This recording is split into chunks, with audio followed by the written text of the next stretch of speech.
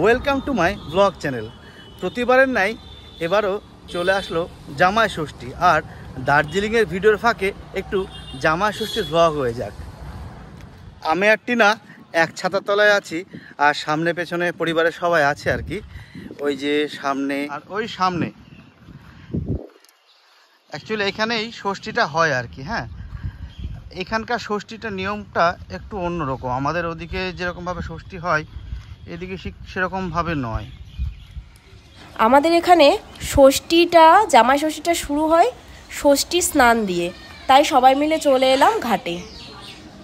ছোটোবেলা থেকেই দেখে আসছি, মাসির বিয়ের পর থেকে দিদা এই ঘাটে প্রত্যেক বছর ষষ্ঠীতে স্নান করতে আসে।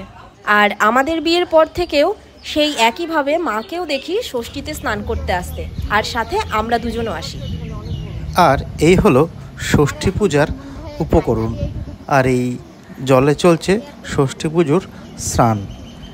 এই ঘাটটায় আসলে মানে আপনি বুঝতে পারবেন ভীষণই শান্ত জায়গাটাকে। একটু দেখাচ্ছি, দেখলেই বুঝতে পারবেন ভীষণই শান্ত একটা জায়গা।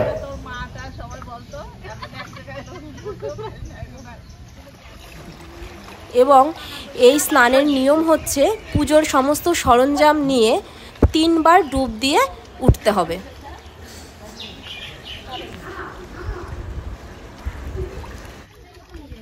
এইবার আসল কাজ যেটা হচ্ছে এই 60 জল আমাদের মাথায় দেওয়া এবং আমাদের দীর্ঘায়ু কামনা করা।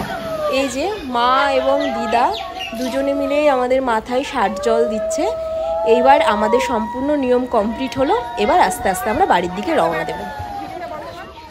সবাই বাড়ির দিকে গেলেও আমি কিছুক্ষণ দাঁড়িয়ে গেলাম। জায়গাটা এত সুন্দর যে ভিডিও না করে আর থাকতে পারলাম না। পুকুরের ওপরেই রয়েছে একটা অনেক পুরনো অশ্বত্থ গাছ, তাতে একটা শিবের ত্রিশূলও আছে। জামাই ষষ্ঠীর প্রথম পর্বের ভিডিও এখানেই শেষ করছি। সঙ্গে থাকুন, দ্বিতীয় পর্বের ভিডিওয় অবশ্যই দেখা হচ্ছে আপনাদের সঙ্গে।